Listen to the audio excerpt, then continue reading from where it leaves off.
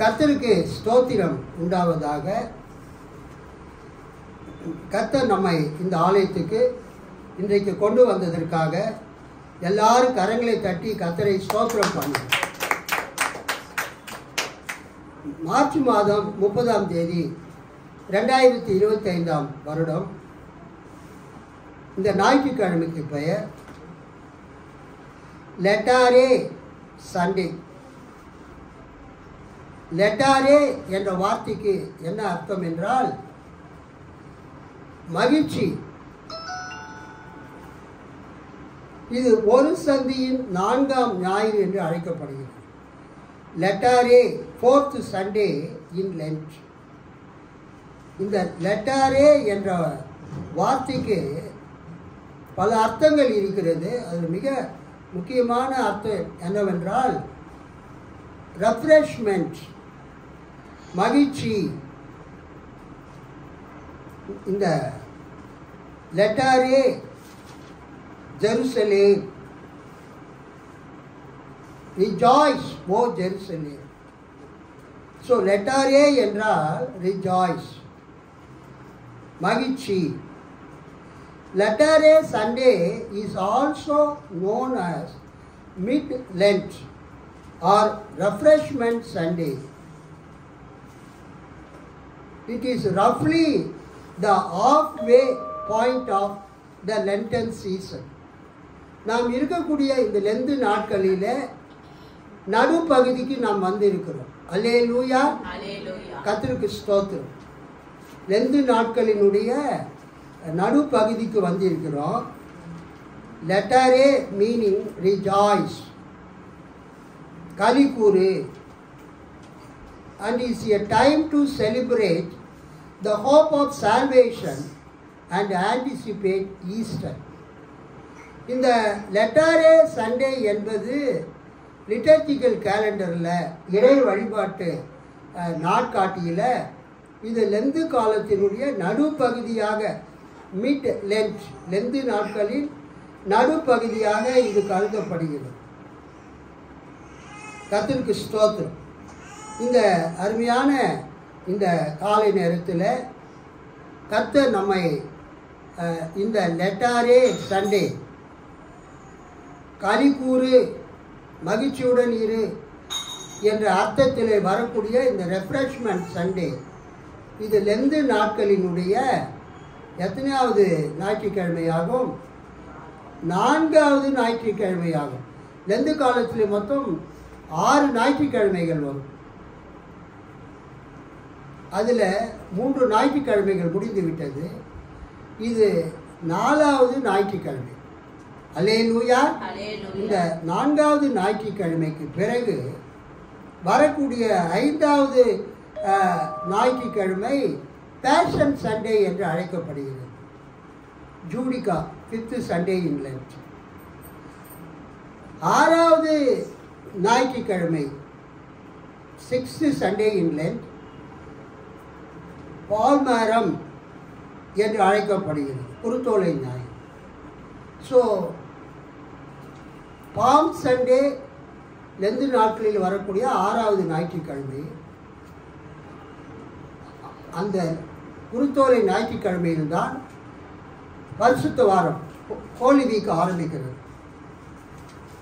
இந்த வருடத்திலே குருத்தோலை ஞாயிற்றுக்கிழமை ஏப்ரல் மாதம் 13ஆம் தேதி வருகிறது.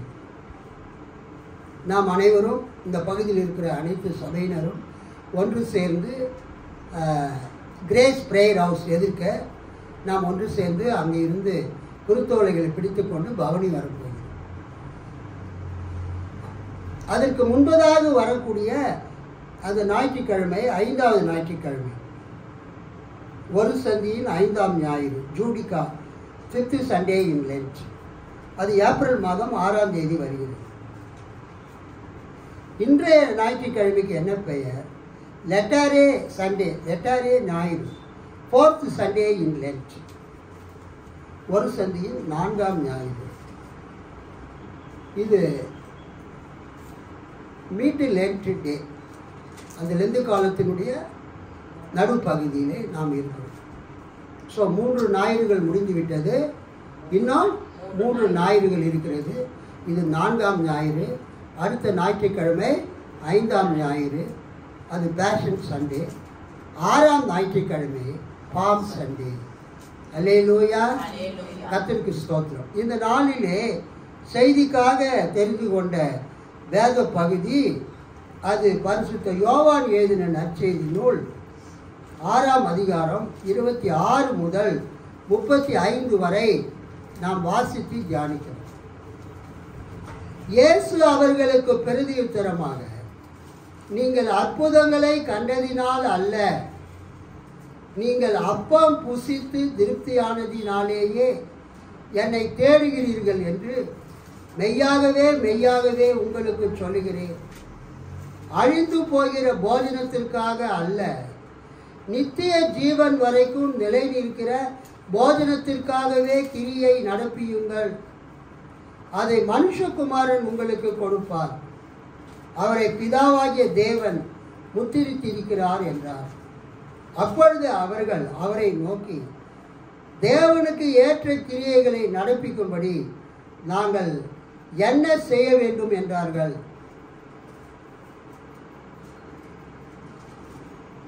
தேவனுக்கு ஏற்ற கிரியைகளை நடப்பிக்கும்படி நாங்கள் என்ன செய்ய வேண்டும் என்றார்கள்.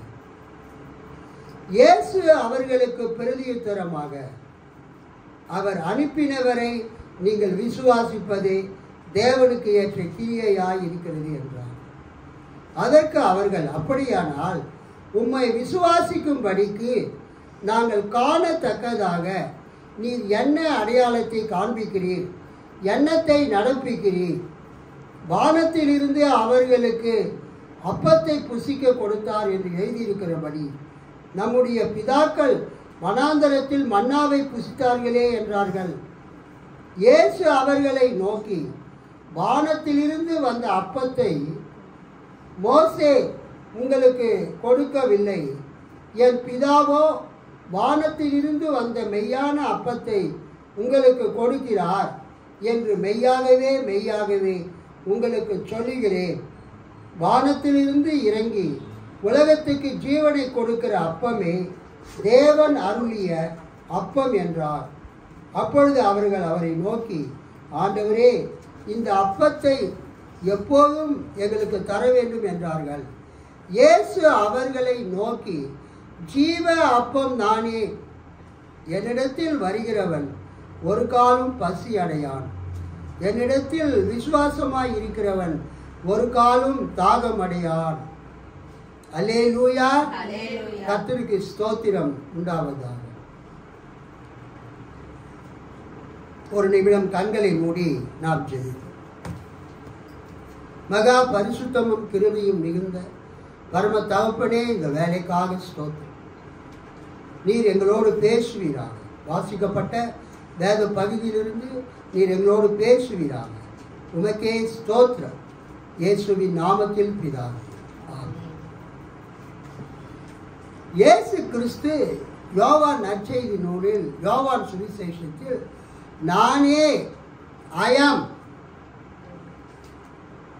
am that I am who I am, I will be as I will be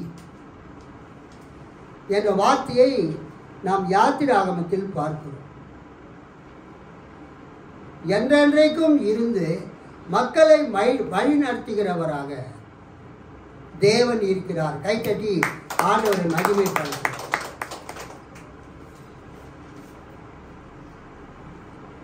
பழைய ஏற்பாட்டிலே இஸ்ரவேல் மக்கள் வனாந்தரத்திலே வரும்போது தேவன் அவர்களை மன்னாவை கொடுத்து அவர்களை போஷித்தார்.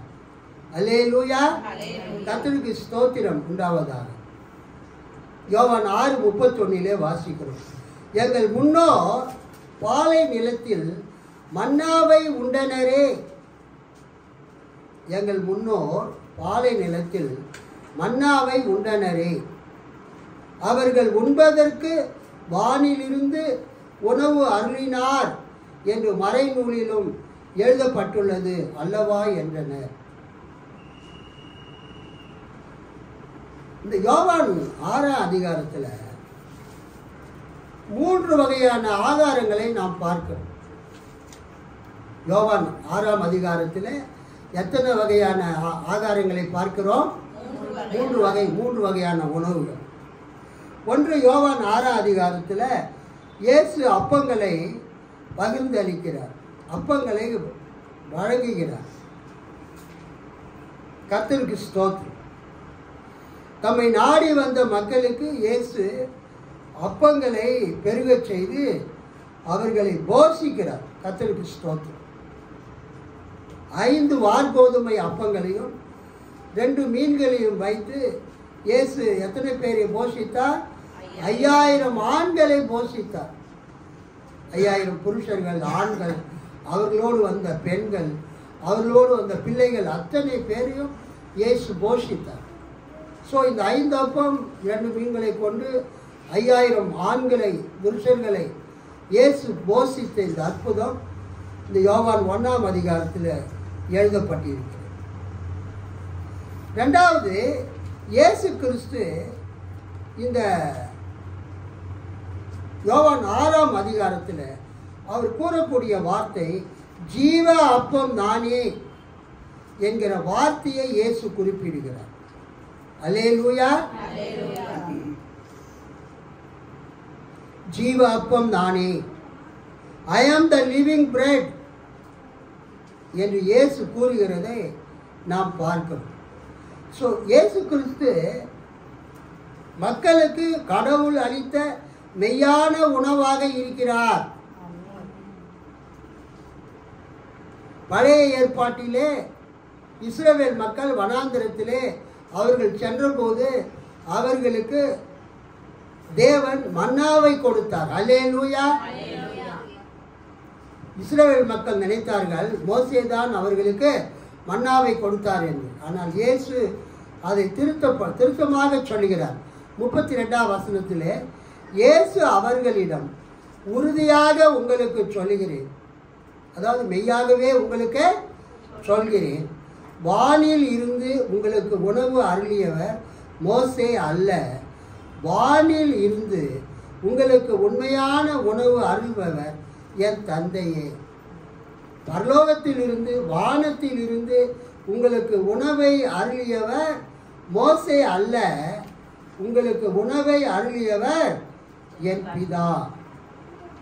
இயேசு அவர்களை நோக்கி, வானத்திலிருந்து வந்த அப்பத்தை மோசே உங்களுக்கு கொடுக்கவில்லை. என்ன யார் கொடுத்தது? என் பிதாவோ வானத்திலிருந்து வந்த மெய்யான அப்பத்தை உங்களுக்கு கொடுக்கிறார் என்று மெய்யாகவே மெய்யாகவே உங்களுக்கு சொல்லுகிறேன். 33, வானத்திலிருந்து இறங்கி உலகத்துக்கு ஜீவனை கொடுக்கிற அப்பமே தேவன் அருளிய அப்பம் என்றார். அல்லேலூயா சொல்லாமா? கர்த்தருக்கு ஸ்தோத்திரம். இயேசு 5 அப்பம் 2 மீன்களை கொண்டு 5000 பேரை போஷித்தார். அது இயேசு அருளிய அப்பம், இயேசு அருளிய ஆதாரம். 5000 புருஷர்கள் சாப்பிட்டார்கள். ஏறத்தாழ 25000 பேர் இயேசு அருளிய அப்பத்தை சாப்பிட்டார்கள் என்று இறையியல் வல்லுநர்கள் கணக்கிடுகிறார்கள். 2வது, இயேசு சொல்லுகிறார் நானே ஜீவ அப்பம் அப்படி என்று இயேசு சொல்லுகிறார். ஜீவ அப்பம் நானே என்று இயேசு சொல்லுகிறார். வானத்திலிருந்து இறங்கி உலகத்துக்கு ஜீவனை கொடுக்கிற அப்பமே தேவன் அருளிய அப்பம் என்றார். அல்லேலூயா. கர்த்தருக்கு ஸ்தோத்திரம் உண்டாவதாக. அதுக்கு இயேசு சொல்லக்கூடிய காரியம், பழைய ஏற்பாட்டில் 40 வருட காலமாக இஸ்ரவேல் மக்கள் வனாந்திரத்திலே பாலை நிலத்திலே அவர்கள் பயணம் சென்ற போது அவர்களுக்கு சாப்பிடுவதற்காக வானத்தில் இருந்து மன்னாவை இஸ்ரவேல் மக்களுக்கு கொடுத்தவர் பிதாவாகிய தேவன். அல்லேலூயா. அந்த அப்பத்தை அவர்கள் சாப்பிட்டார்கள், அந்த மன்னாவை அவர்கள் புசித்தார்கள், ஆனால் அவர்கள் மரித்தார்கள். பழைய ஏற்பாட்டில் எப்படி தேவன் இஸ்ரவேல் மக்களுக்கு மன்னாவை கொடுத்தாரோ அதை போல புதிய ஏற்பாட்டின் காலத்தில் தற்பொழுது இயேசு பேசி கொண்டிருந்த போது இந்த உலகத்தில் வசிக்கக்கூடிய உங்களுக்காக தேவன் என்னையே ஜீவ அப்பமாக கொடுத்திருக்கிறார். அல்லேலூயா. 35ஆம் வசனம். இயேசு அவர்களை நோக்கி, ஜீவ அப்பம் தானே.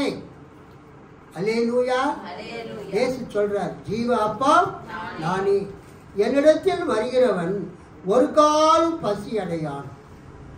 என்னிடத்தில் விசுவாசமாய் இருக்கிறவன் ஒரு காலம் தாகமாயிரான்.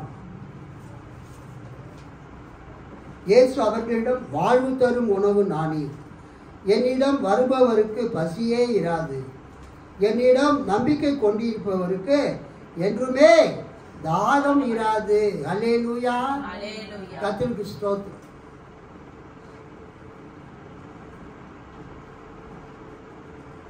பழைய ஏற்பாட்டில் இஸ்ரவேல் மக்கள் வனாந்தரத்திலே போகும்போது தேவன் அவர்களுக்கு என்ன கொடுத்தார்? சொல்லுங்க. மன்னாவை கொடுத்தார். பழைய ஏற்பாட்டில் தேவன் இஸ்ரவேல் மக்களுக்கு மன்னாவை கொடுத்தார். யாத்திராகமம் 16வது அதிகாரம் 14ஆம் வசனம் எடுத்துக்கொள்ளுங்க. யாத்திராகமம் 16 16 14 14ஆம் வசனம். பெய்திருந்த பனி நீங்கின பின் இதோ வனாந்தரத்தின் மீதெங்கும் உருட்சியான ஒரு சிறிய வஸ்து உறைந்த பனிக்கட்டி பொடியத்தனையாய் தரையின் மேல் கிடந்தது. 15. இஸ்ரவேல் புத்திரர் அதை கண்டு அது இன்னது என்று அறியாதிருந்து ஒருவரை ஒருவர் பார்த்து இது என்ன என்றார்கள். அப்பொழுது மோசே அவர்களை நோக்கி, இது கர்த்தர் உங்களுக்கு புசிக்க கொடுத்த அப்பம் என்று மோசே சொல்கிறதை பார்த்து, அந்த புசிக்க கொடுத்த அந்த அப்பம் தான் அது மன்னா. அல்லேலூயா. What is this? இது என்ன? அந்த மன்னா என்ற பேருக்கு அர்த்தமே இது என்ன. கர்த்தருக்கு ஸ்தோத்திரம். மன்னா எங்கிருந்து வந்தது? வானத்திலிருந்து வந்தது. இஸ்ரவேல் மக்களை போஷிக்க கர்த்தர் வானத்திலிருந்து மன்னாவை அவர்களுக்கு அனுப்பினார். அவர்கள் புசித்தார். இயேசு சொல்றாரு, அந்த அப்பத்தை புசித்தவங்க ஆனா செத்தாங்க. அல்லேலூயா. வானத்திலிருந்து இறங்கின அந்த மன்னாவை அவர்கள் அந்த 40 ஆண்டு காலமாக புசித்தாலும் கடைசியில் அவங்க என்ன பண்ணாங்க? மரிச்சார். அந்த மன்னாவை மோசே உங்களுக்கு கொடுக்கவில்லை. அந்த மன்னாவை என் பிதா கர்த்தர் வானத்திலிருந்து உங்களுக்கு அந்த மன்னாவை கொடுத்தார். சங்கீதம் 78:24. சங்கீதம் 78:24. அவர்களுக்கு ஆகாரமாக வர்ஷிக்க பண்ணி வானத்தின் தானியத்தை அவர்களுக்கு கொடுத்தார். 25. தூதர்களின் அப்பத்தை மனுஷன் சாப்பிட்டார். அவர்களுக்கு ஆகாரத்தை பூர்ணமாய் அனுப்பினார். பாருங்க, சங்கீதம் 78:24-25 முக்கியம். மன்னாவை அவர்களுக்கு ஆகாரமாக வர்ஷிக்க பண்ணி வானத்தின் தானியத்தை அவர்களுக்கு கொடுத்தார். தூதர்களின் அப்பத்தை மனுஷன் சாப்பிட்டான். அவர்களுக்கு ஆகாரத்தை பூரணமாய் அனுப்பினார். கைகளை தட்டி ஆண்டவரை மகிமைப்படுத்துவோம். கர்த்தர் தமது பிள்ளைகளை எந்த சூழ்நிலையிலும் வழிநடத்த வல்லவராயிருக்கிறார். செழிப்பான இடத்தில் அல்ல, பாலைவனத்திலே கூட தேவன் தமது மக்களை போஷிக்க முடியும். அதுக்கு உதாரணம் தான் இந்த மன்னா. மன்னா வானத்தின் அப்பம், தேவ தூதர்கள் சாப்பிடக்கூடிய அப்பம். அந்த அப்பத்தை இஸ்ரவேல் மக்களுக்கு தேவன் கொடுத்தார். அந்த மன்னாவை மோசையின் மூலமாக கர்த்தர் மக்களுக்கு கொடுத்தாலும் அந்த மன்னாவை இஸ்ரவேல் மக்கள் கொடுத்தது யாரு? தேவன், கர்த்தர். இயேசு சொல்றாரு, பழைய காலத்துல மக்கள் எப்படி அந்த மன்னாவை அவங்க சாப்பிட்டாங்களோ அது மாதிரி இப்பொழுது பிதா தேவன் உங்களுக்கு வானத்திலிருந்து இன்னொரு அப்பத்தை அனுப்பி இருக்கிறார், வேறொரு அப்பத்தை அனுப்பி இருக்கிறார். பழைய ஏற்பாட்டில் மன்னாவை அனுப்பினது போல இப்போது தேவன் உங்களுக்கு வேறொரு அப்பத்தை அனுப்பி இருக்கிறார், வேறொரு உணவை ஆகாரத்தை அனுப்பி இருக்கிறார். அந்த மன்னாவை சாப்பிட்டவங்க மரித்து போனாங்க. ஆனால் இப்பொழுது தேவன் உங்களுக்கு ஒரு உணவை அனுப்பி இருக்கிறாரே, மன்னா. இந்த மன்னாவை, அந்த மன்னாவுக்கு பேர் ஜீவ அப்பம். அல்லேலூயா. அந்த மன்னாவுக்கு இயேசு என்ன பேர் கொடுக்கிறாருங்க? ஜீவ அப்பம், உயிருள்ள அப்பம். இந்த உயிருள்ள அப்பத்தை, கடவுள் தரும் உணவு வானிலிருந்து இறங்கி வந்து உலகுக்கு வாழ்வு அளிக்கிறது. அல்லேலூயா.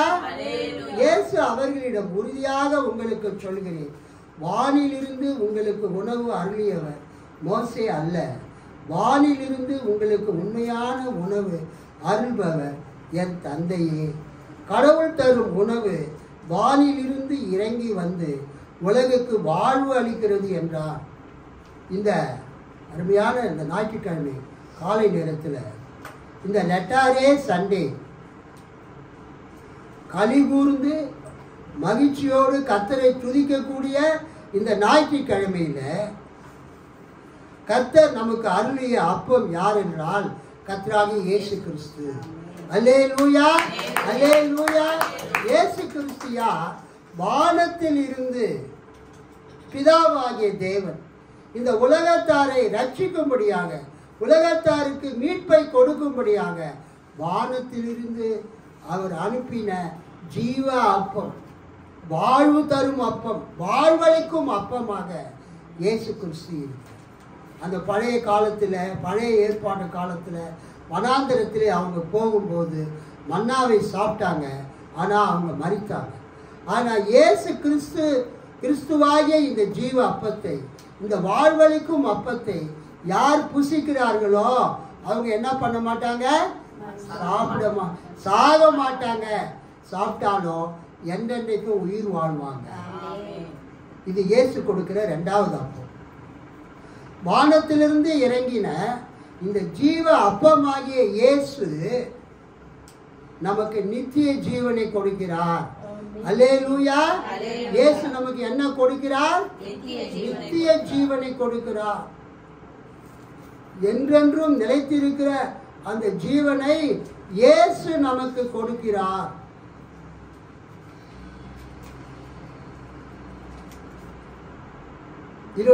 இயேசு அவர்களுக்கு பிரதியுத்தரமாக, நீங்கள் அற்புதங்களை கண்டதினால் அல்ல, நீங்கள் அப்பம் புசித்து திருப்தி ஆனதினாலேயே என்னை தேடுகிறீர்கள் என்று மெய்யாகவே மெய்யாகவே உங்களுக்கு சொல்லுகிறேன். அழிந்து போகிற போஜனத்திற்காக அல்ல, நித்திய ஜீவன் வரைக்கும் நிலை நிற்கிற போஜனத்திற்காகவே கிரியை நடப்பியுங்கள்.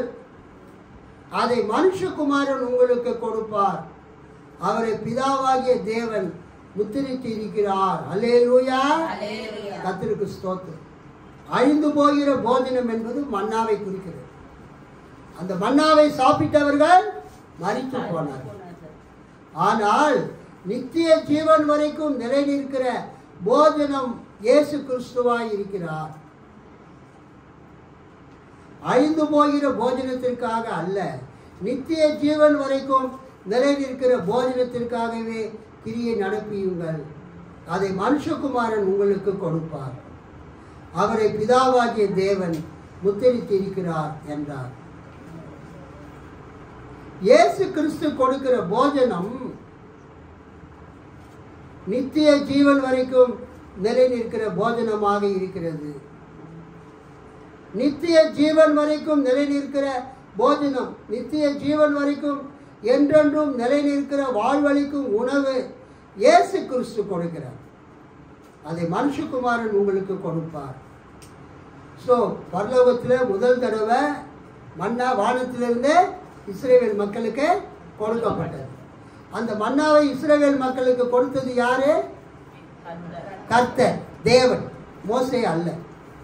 அதை போலவே புதிய ஏற்பாட்டு காலத்திலே இயேசு பிறந்த போது இயேசு சொல்றாரு, நான் ஜீவ அப்பமாக இருக்கிறேன். I am the living bread which gives life to the whole world. I am the living bread which gives eternal life to the whole world. இந்த உலகத்தாருக்கு நித்திய ஜீவனை கொடுக்கிற அப்பமாக இயேசு கிறிஸ்து இருக்கிறார். கை தட்டி ஆண்டவரை மகிமைப்படுத்து. பழைய ஏற்பாட்டில் மன்னாவை தேவன் கொடுத்தார். ஆனால் அந்த மன்னாவை சாப்பிட்டவர்கள் மரித்து போனார்கள். ஆனால் புதிய ஏற்பாட்டில் தேவன் பழைய ஏற்பாட்டில் மன்னாவை கொடுத்தது போலவே புதிய ஏற்பாட்டிலும் தேவன் பிதா புதிய மன்னாவை கொடுத்திருக்கிறார் மக்களுக்கு. இந்த புதிய மன்னா யார்? இயேசு கிறிஸ்து. இந்த இயேசு கிறிஸ்து மக்களுக்கு எதை கொடுக்கிறார்? நித்திய ஜீவனை கொடுக்கிறார். அல்லேலூயா. அந்த மன்னாவை சாப்பிட்டவங்க மரித்து போனாங்க. ஆனால் இந்த மன்னாவாகிய இயேசு கிறிஸ்துவை சாப்பிடுகிறவர்கள் என்றென்றைக்கும் மரிப்பதே இல்லை. அல்லேலூயா. இயேசு கிறிஸ்து நான் நித்திய ஜீவனை உங்களுக்கு கொடுக்கிறேன், நானே உங்களுக்கு என்னவாய் இருக்கிறேன்? வாழ்வு தரும் உணவாய் இருக்கிறேன். I am the living bread என்று இயேசு சொன்னபோது அந்த ஜனங்க கொஸ்டின் பண்ணுறாங்க. அந்த ஜனங்க என்ன பண்ணுறாங்க? கேள்வி கேட்குறாங்க. இவர் எப்படி நமக்கு உணவை கொடுக்க முடியும் என்று அவங்க கேள்வி கேட்குறாங்க. 33 பார்க்கிறோம். வானத்திலிருந்து இறங்கி உலகத்துக்கு ஜீவனை கொடுக்கிற அப்பமே தேவன் அருளிய அப்பம். இயேசு கிறிஸ்து வானத்திலிருந்து இறங்கினார். பிதாவாகிய தேவன் இயேசு கிறிஸ்துவை இந்த உலகத்துக்கு அனுப்பினார். அல்லேலூயா. அவர் தன்னையே இந்த உலகத்துக்கு கொடுத்தார். அவரை புசிக்கிறவர்கள் என்றென்றைக்கும் உயிரோடு இருப்பாங்க. அவங்க நித்திய ஜீவனை பெற்றுக்கொள்வார்கள். இதுக்கு 2 அர்த்தம் இருக்குது. என்ன அர்த்தம்னா, இயேசு கிறிஸ்து கடவுளுடைய வார்த்தை. அல்லேலூயா. இயேசு கிறிஸ்து யாருங்க? கடவுளுடைய வார்த்தை, தேவனுடைய வார்த்தை. மனுஷன் அப்பத்தினால் மாத்திரம் அல்ல, தேவனுடைய வாயிலிருந்து புறப்படுகிற ஒவ்வொரு வார்த்தையினாலும் பிழைப்பான். ஸ்தோத்திரம். உபாகமம் 8:3. அவர் உன்னை சிறுமைப்படுத்தி உன்னை பசியினால் வருத்தி மனுஷன் அப்பத்தினால் மாத்திரம் அல்ல, கர்த்தருடைய வாயிலிருந்து புறப்படுகிற ஒவ்வொரு வார்த்தையினாலும் பிழைப்பான் என்பதை உனக்கு உணர்த்தும்படிக்கு நீயும் உன் பிதாக்களும் அறியாதிருந்த மன்னாவினால் உன்னை போஷித்தார். இந்த 40 வருஷமும் உன் மேல் இருந்த வஸ்திரம் பழையதாய் போகவும் இல்லை, உன் கால் வீங்கவும் இல்லை. ஸோ இந்த 4ஆம் வசனம் 8வது அதிகாரம் 3ஆம் வசனத்தில் பார்க்கிறோம். கர்த்தருடைய வாயிலிருந்து புறப்படுகிற ஒவ்வொரு வார்த்தையினாலும் பிழைப்பான் என்பதை உனக்கு உணர்த்தும்படிக்கு நீயும் உன் பிதாக்களும் அறியாதிருந்த மன்னாவினால் உன்னை போஷித்தார். ஸோ பழைய ஏற்பாட்டில் மன்னா வானத்திலிருந்து பொழிந்தருளப்பட்டது. பழைய ஏற்பாட்டிலே மன்னாவை தேவன் இஸ்ரவேல் மக்களுக்கு கொடுத்தார். ஆனால் புதிய ஏற்பாட்டில் இயேசு கிறிஸ்துவை தேவன் புதிய மன்னாவாக, அல்லேலூயா, ஜீவனை கொடுக்கிற மன்னாவாக, வாழ்வை கொடுக்கிற மன்னாவாக பிதாவாகிய தேவன் இயேசுவை இந்த உலகத்துக்கு அனுப்பினார். அந்த மன்னாவை அனுப்பினவரும் தேவன்தான், இந்த மன்னாவை அனுப்பினவரும் தேவன்தான். அந்த மன்னாவை சாப்பிட்டவங்க அவங்க மரித்தாங்க. ஆனால் இந்த மன்னாவை சாப்பிடுறவங்க மரிக்கவே மாட்டாங்க. இந்த மன்னா யார்? இயேசு கிறிஸ்து. இவர் ஜீவ அப்பம். அவர் தன்னை பற்றி சொல்லுகிறார். யோவானில் இயேசு கிறிஸ்து நானே நானே நானே என்று 7 தடவை சொல்லுகிறார். அல்லேலூயா. பழைய ஏற்பாட்டில் மோசே கர்த்தர்கிட்ட பேரை கேட்குறான். அப்போ கர்த்தர் சொல்றாரு, நான் இருக்கிறவராக இருக்கிறேன் என்பவர் என்னை உன்னிடத்திற்கு அனுப்பினார் என்று சொல் என்று பார்வோன் கிட்ட சொல்றார். I am that I am. I am who I am. I will be as I will be. நான் இப்போ எப்படி இருக்கிறேனோ அதே மாதிரி தான் ஃபியூச்சர்லேயும் இருக்கேன். நான் ஏற்கனவே எப்படி இருந்தனோ அதே மாதிரி இப்போ இருக்கிறேன். இப்போ நான் எப்படி இருக்கிறேனோ அதே மாதிரி எதிர்காலத்துலேயும் இருப்பேன். பாஸ்ட்டு, ப்ரெசண்ட்டு, ஃப்யூச்சர் 3 காலத்திலும் நான் இருக்கிறவராக இருக்கிறேன் என்று பிதா மோசேகிட்ட சொன்னார். அந்த பிதாவினுடைய குமாரன் தான் கர்த்தராகிய இயேசு கிறிஸ்து. அல்லேலூயா. தன்னுடைய குமாரனை தேவன் பரலோகத்திலிருந்து இந்த பூலோகத்துக்கு அனுப்பினார். பழைய ஏற்பாட்டில் மன்னாவை அனுப்பின தேவன் இந்த உலகத்தாருக்கு ஜீவனை கொடுக்கிற அப்பமாக, இந்த உலகத்தாருக்கு நித்திய ஜீவனை கொடுக்கிறவராக, என்றென்றும் நிலைத்திருக்கிற வாழ்வை கொடுக்கிறவராக, அழிந்து போகாத ஒரு ஜீவனை, அழிந்து போகாத ஒரு வாழ்க்கையை கொடுக்கிறவராக பரலோகத்தில் இருக்கிற பிதாவாகிய தேவன் இயேசுவை இந்த உலகத்திற்கு அனுப்பினார்.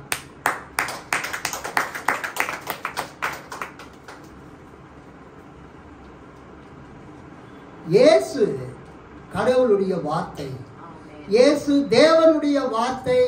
அல்லேலூயா. Jesus is the living word from God. Jesus is the living word of God. இயேசு தேவனிடத்திலிருந்து வந்த வார்த்தை, ஜீவனுள்ள வார்த்தை. இயேசு உயிருள்ள ஜீவனுள்ள தேவனுடைய வார்த்தை.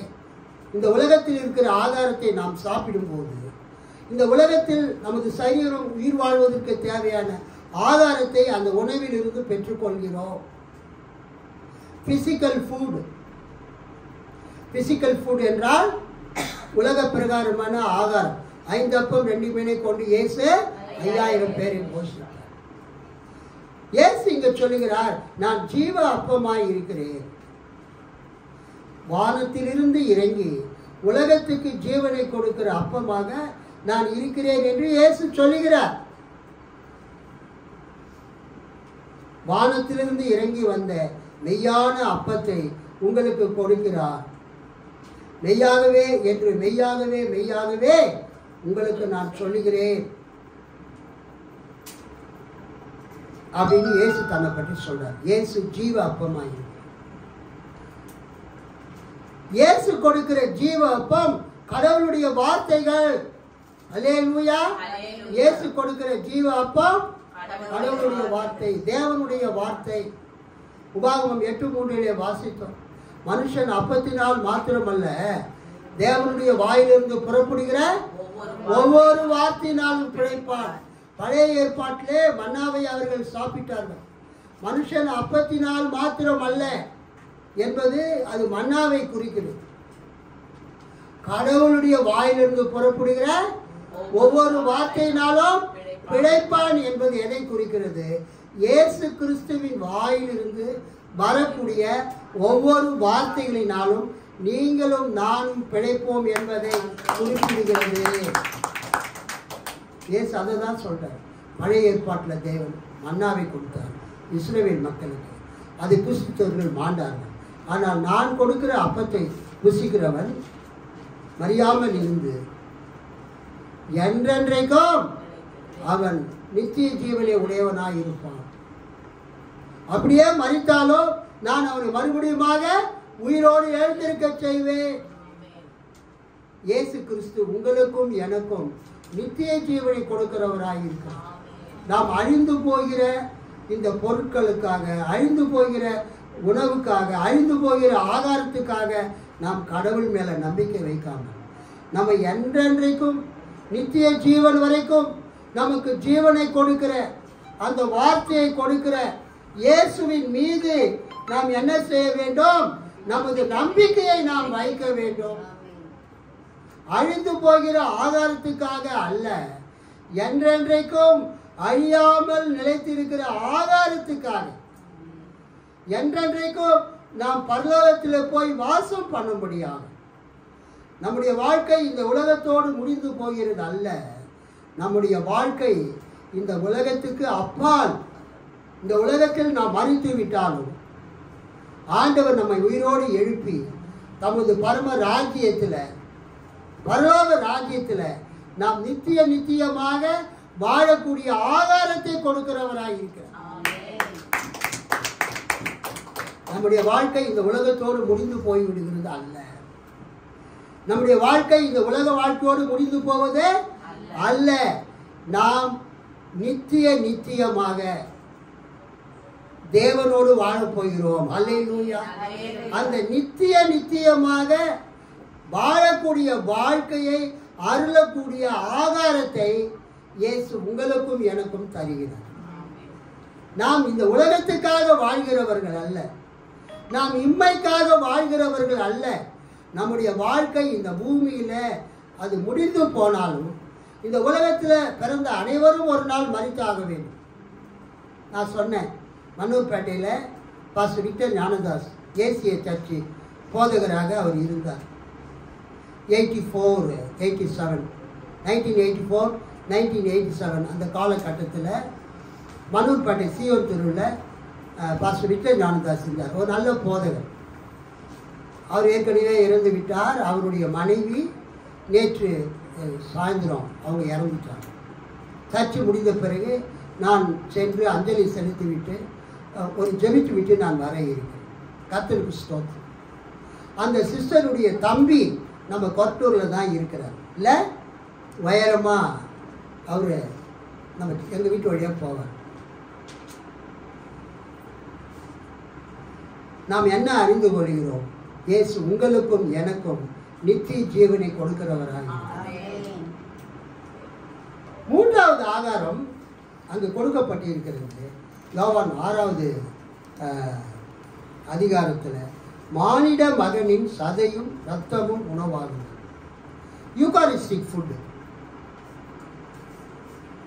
First food physical food. 5 அப்பம் 2 மீனை கொண்டு 5000 பேரை போஷித்தார். சரீர பிரகாரமான உணவு, பிசிக்கல் ஃபுட்.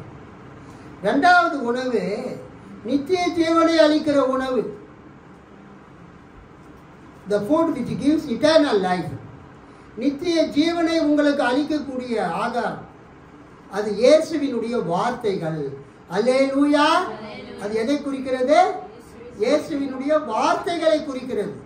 உபாகமம் 8:3 பார்க்கிறோம், மனுஷன் அப்பத்தினால் மாத்திரம் அல்ல, not by bread alone but by every word which proceeds from the mouth of the Lord. கர்த்தருடைய வாயிலிருந்து புறப்படக்கூடிய ஒவ்வொரு வார்த்தையினாலும் பிழைப்பார். இயேசு 5 அப்பம் 2 மீனை கொடுத்து 5000 பேரை போஷித்தார். அது பிசிக்கல் ஃபுட், சரீர பிரகாரமான ஆகாரம், நம்முடைய சரீரத்தின் பசியை ஆற்றக்கூடிய ஆகாரம். இரண்டாவது உணவு இயேசு எதை கொடுக்கிறார்? ஜீவ வார்த்தைகளை கொடுக்கிறார். கடவுளுடைய வார்த்தைகளை கொடுக்கிறார். தேவனுடைய வார்த்தைகளை கொடுக்கிறார். இயேசு பேசின வசனங்கள் ஆவியாகவும் ஜீவனாகவும் இருக்கிறது. Spirit and life are the words Jesus spoke. The words Jesus spoke were filled with spirit and life. இயேசு பேசின வார்த்தைகள் ஆவியாகவும் ஜீவனாகவும் இருக்கிறது. ஆக இந்த இரண்டாவது உணவு ஸ்பிரிச்சுவல் ஃபுட், நித்திய ஜீவனை கொடுக்கிற உணவு. இயேசு கொடுக்கிற அந்த ஆவியாகவும் ஜீவனாகவும் இருக்கக்கூடிய அந்த உணவு, அந்த வார்த்தையாகிய உணவு மக்களுக்கு எதை கொடுக்கிறது? நித்திய ஜீவனை கொடுக்கிறது, ஆவிக்குரிய உணவு. மூன்றாவது உணவு என்னவென்றால் யூகாரிஸ்டிக் ஃபுட். யூகாரிஸ்டிக் ஃபுட் என்றால் என்னன்னா, நாம் திருவிருந்து எடுக்கிறோம். என் மாம்சத்தை புசித்து என் ரத்தத்தை பானம் பண்ணுகிறவனுக்கு நித்திய ஜீவன் உண்டு. மத்தேயு, மார்க்கு, லூக்காவில் ஞானஸ்நான கட்டளை இருக்கிறது. மத்தேயு, மார்க்கு, லூக்காவில் திருவிருந்து கட்டளை இருக்கிறது. மத்தேயு, மார்க்கு, லூக்காவில் என்ன இருக்குதுங்க? ஞானஸ்நான கட்டளை, திருவிருந்து கட்டளை, baptismal command, at the Lord supper eucharistic command இருக்குது. ஆனால் யோவான் சுவிசேஷத்தில் ஞானஸ்நான கட்டளையும் இல்லை, திருவிருந்து கட்டளையும் இல்லை, டைரக்டாக இல்லை. சபை உருவாகி ஒரு 60 வருஷம் பொறுத்து தான் யோவான் இந்த நற்செய்தியை எழுதுகிறார். சபை எப்போ உருவானது? கிபி 29 அல்லது 30 எருசலேமில் சபை உருவானது. இந்த யோவான் சுவிசேஷம் எப்பொழுது எழுதப்பட்டது? சபை உருவாகி ஒரு 60 வருஷம் பொறுத்து எழுதப்படுது, ஏறத்தாழ 90. அப்போ யோவான் எங்கே இருந்தார்?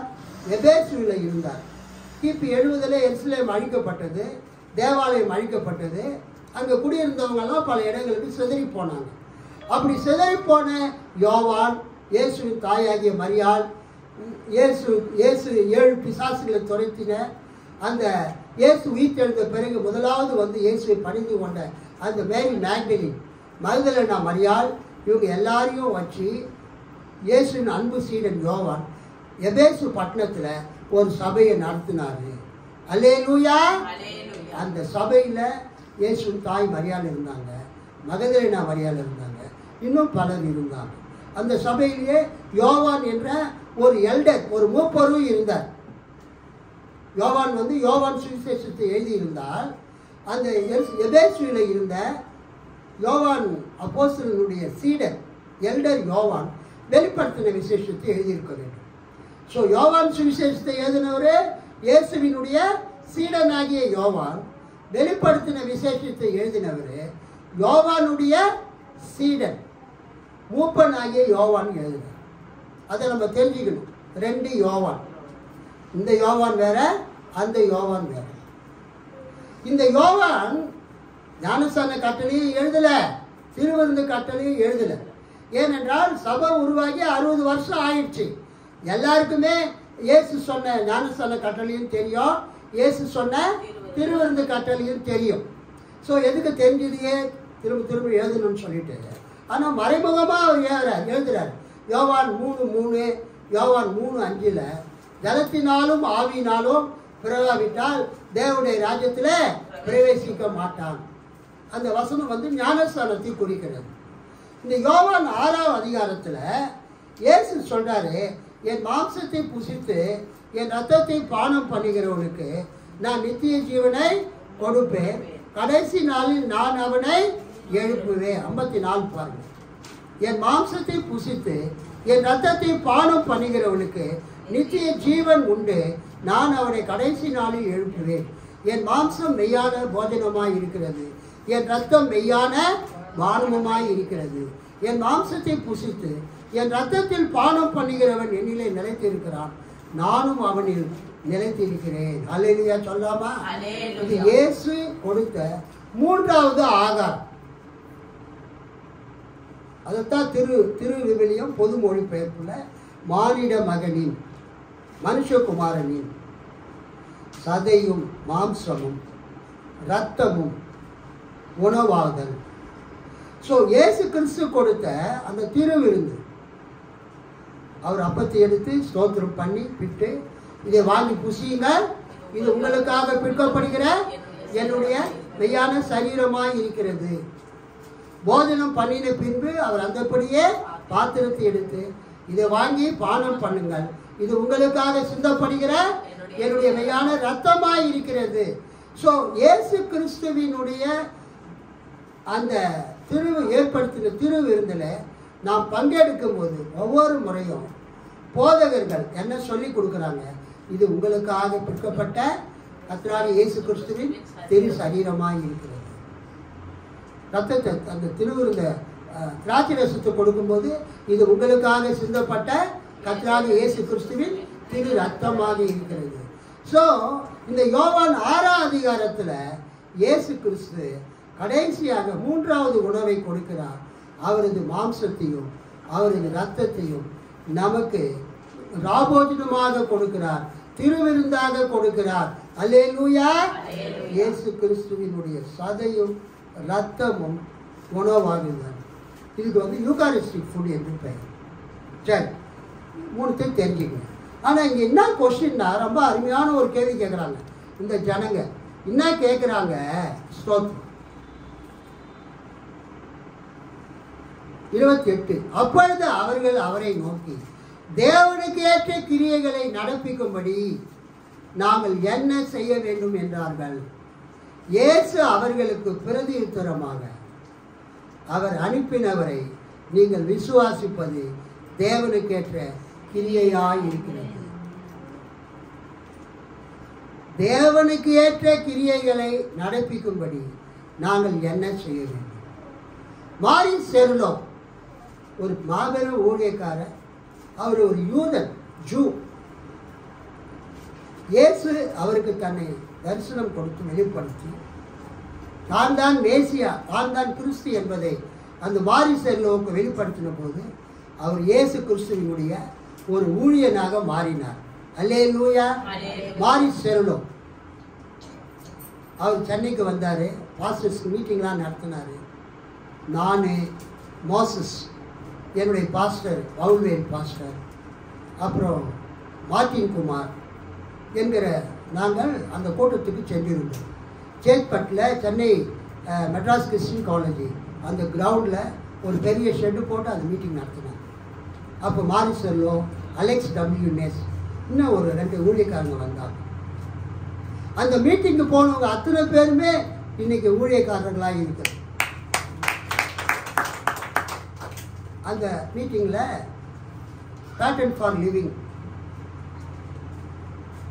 டேபர்நேக்கல் பற்றி ஒரு புத்தகமும், Holy Spirit volume 1 volume 2, Alex W Ness, அவர் கன்னடாவை சேர்ந்த ஒரு பெரிய ஊழியக்காரர், அவர் எழுதின புஸ்தகத்தையும் நாங்கள் வாங்கினோம்.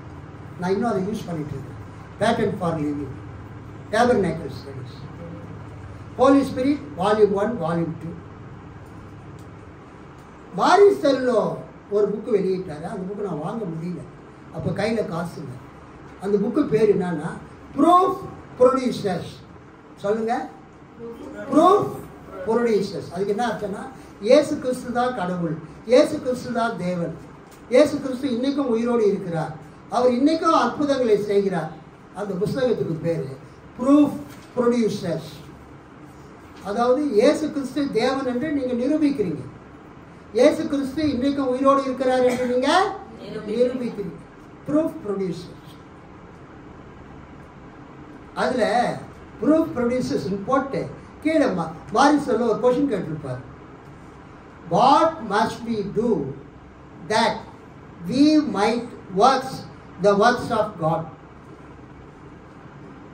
கடவுளுடைய செயல்களை நாம் செய்யும்படியாக நாம் என்ன செய்ய வேண்டும்? இந்த வசனத்தின் அடிப்படையில் தான் அவர் கொஞ்சம் மாற்றி போட்டிருப்பார். யாரே? மாரிஸ் செர்லோ. அந்த ப்ரூஃப் ப்ரொடியூசர்ஸ் என்ற புத்தகத்தில் ஹெட்டிங் ப்ரூஃப் ப்ரொடியூசர்ஸ் கீழே அவர் என்ன போட்டிருப்பாரு? வாட் மஸ்ட் வி டூ, நாம் என்ன செய்ய வேண்டும்? That we might work the works of God, தேவனுடைய செயல்களை, தேவன் செய்யக்கூடிய அற்புத செயல்களை நாம் செய்யும்படியாக நாம் என்ன செய்ய வேண்டும்? அதுக்கு கீழேயே அவர் பதில் கொடுத்திருப்பார். என்னவென்றால்,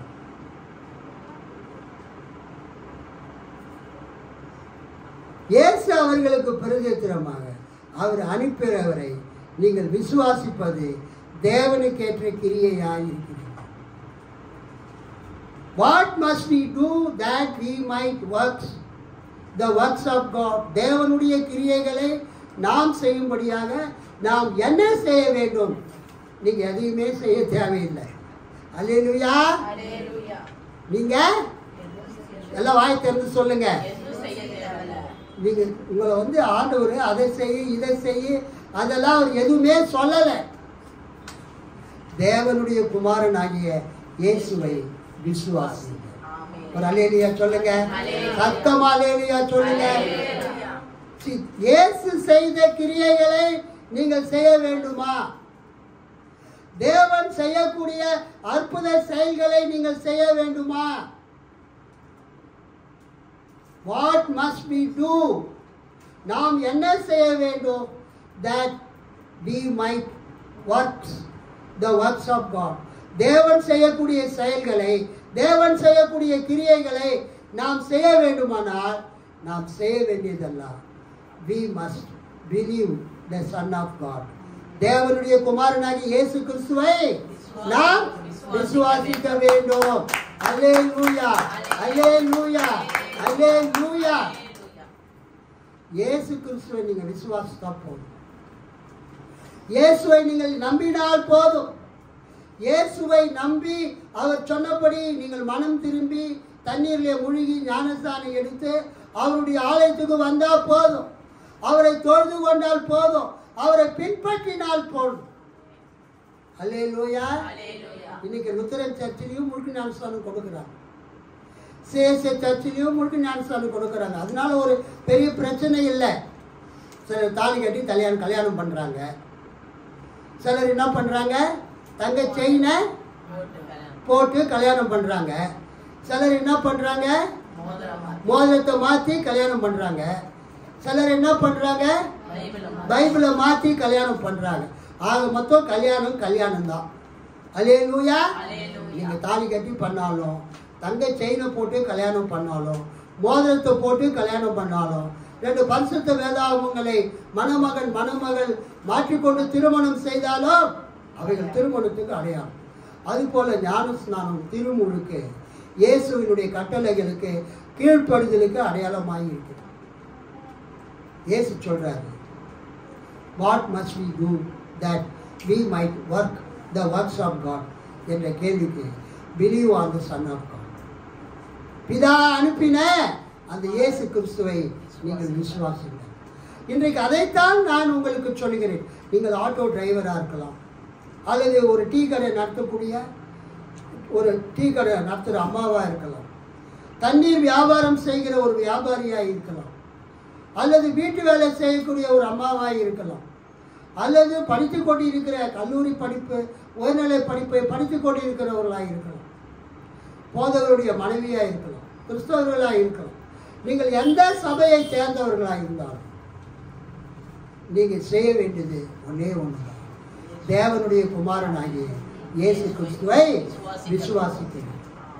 அவரை விசுவாசித்து ஏற்றுக்கொள்ளும் போது அவர் உங்களுக்கு என்றென்றைக்கும் நிலைத்திருக்கிற நித்திய ஜீவனை கொடுக்கிறார், நித்திய வாழ்வை கொடுக்கிறார், பரலோக வாழ்க்கையை கொடுக்கிறார். அதுதான் இயேசு உங்களுக்கு கொடுக்கக்கூடிய ஆவிக்குரிய உணவு. பிசிக்கல் ஃபுட், சரீர உணவை கொடுக்கிறார், ஆவிக்குரிய உணவை கொடுக்கிறார். கர்த்தருடைய வாயிலிருந்து புறப்படுகிற அந்த வார்த்தை, கடவுளுடைய வார்த்தையை கொடுக்கிறார். 3வது, இயேசு யூகாரிஸ்டிக் ஃபுட், திருவிருந்தாகிய தமது ஆகாரத்தை உங்களுக்கு கொடுத்திருக்கிறார். கர்த்தர் உங்களை ஆசீர்வதிப்பார். ஆமென்.